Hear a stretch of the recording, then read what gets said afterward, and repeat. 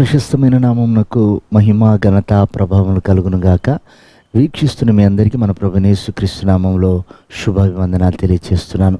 ఈరోజు మన దేవుని వాగ్దానం దానియేలు గ్రంథం 11వ అధ్యాయం 32వ వచనం. తమ దేవుణ్ణి ఎరుగువారు బలము కలిగి గొప్ప కార్యములు చేసెదరు. దేవునికి మహిమ కలుగునుగాక. చూడండి, దేవుణ్ణి ఎరిగినటువంటి వారు, తెలుసుకున్నటువంటి వారు, గుర్తించగలిగినటువంటి వారు, ఆ ప్రభావాన్ని అంగీకరించగలిగినటువంటి వారు గొప్ప కార్యాలు చేస్తారు అన్నది బైబిల్లో. యేసు ప్రభు దగ్గర 12 మంది శిష్యులు ఉండేవారు. కానీ అపోస్తలుడైన పౌలు యేసు ప్రభుతో కలిసి శిష్యరికం చేయలేదు, యేసు ప్రభుతో కలిసి నడవలేదు, యేసు ప్రభుని అనుసరించలేదు. కానీ ఒకరోజు శిష్యులందరికంటే ఆలస్యంగా కడసారి వాడిగా దేవుణ్ణి తెలుసుకున్నాడు.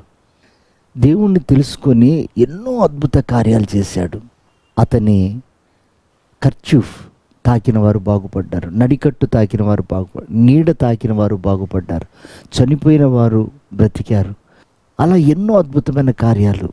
చెరసాలలో దేవుణ్ణి స్తుతిస్తున్నప్పుడు అతని వైరాగ్యాన్ని చూసి చెరసాల యజమాని మారు మనసు పొంది రక్షించబడ్డారు.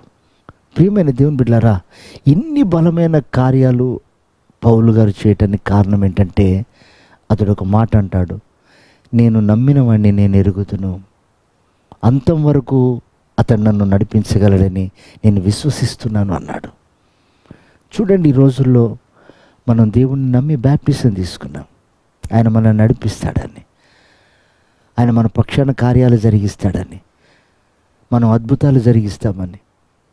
కానీ ఈరోజు నమ్మిన వాడిని మనం వెంబడిస్తున్నామా? నమ్మిన వాడిని కలిగి మనం బలహీనులుగా ఉన్నామా, బలవంతులుగా ఉన్నామా? నమ్మిన వాడిని కలిగి మనం నిరుత్సాహపడుతున్నామా, నిత్యము ఆనందిస్తున్నామా? ఒకసారి మనం పరీక్ష చేసుకుందాం. ఆయనని నమ్మిన వారు బలమైన కార్యాలు చేస్తారు. అబ్రహాము నమ్మాడు, ఒక బలవంతుడిగా మార్చబడ్డాడు. ఎక్కడా సొమ్మసిల్లిపోలేదు, ఆగిపోలేదు. అతడు పరిపూర్ణుడయ్యేంత వరకు అతడు నమ్మాడు. బైబిల్ సెలవిస్తుంది, అబ్రహాము దేవుణ్ణి నమ్మి విశ్వసించాడు కనుక పునాదులు కలిగిన పట్టణం కొరకై నిరీక్షించాడు అని బైబిల్ సెలవిస్తుంది. కనుక ప్రియమైన దేవుని బిడ్డలారా, ఈరోజు మనం ప్రభు రాకడ కొరకు నిరీక్షణ కలుగున్నాం. దేన్ని బట్టి? నమ్మకత్వం బట్టే. ఆకాశము నుండి ఆయన చూస్తున్నాడు. ఎవరి కొరకు? నమ్మకస్తుల కొరకు. యెరూషలేము వీధుల్లో అటు ఇటు పరిగెత్తి చూడండి. నమ్మకంగా ఉండే ప్రయత్నించేవాడు ఒకడుంటే నేను ఆ పట్టణాన్ని కాపాడతానన్నాడు. అంటే ఈరోజు దేవునికి కావాల్సింది నమ్మకస్తులు.